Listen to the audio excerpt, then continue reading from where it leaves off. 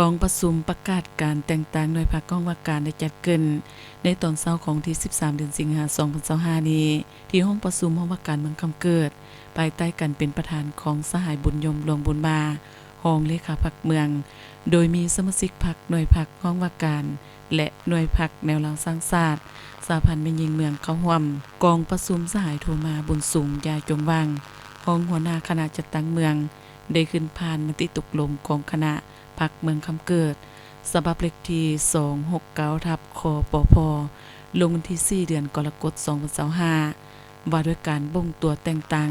เลขาหน่วยพรรคแนวราวสร้างชาติสหพันธ์แม่หญิงเมืองโดยยินดีแต่งตั้งสหายนางโสภีพิมยศเป็นเลขาหน่วยพรรคแนวราวสร้างชาติสหพันธ์แม่หญิงเมืองและมติตกลงของคณะประจำพรรคเมืองฉบับเลขที่401/คปพลงที่8เดือนสิงหาคม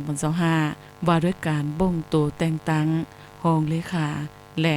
กรรมการผู้กวดกาประจำหน่วยพรรคห้องว่าการโดยยินดีแต่งตั้ง1สหายภูเวียงศรีวิสัยอุทธรเป็นรองเลขาหน่วยพรรค2สหายวรรณภาเทพพิมพ์จักรเป็นกรรมการผู้กวดกาประจำหน่วยพรรคห้องว่าการ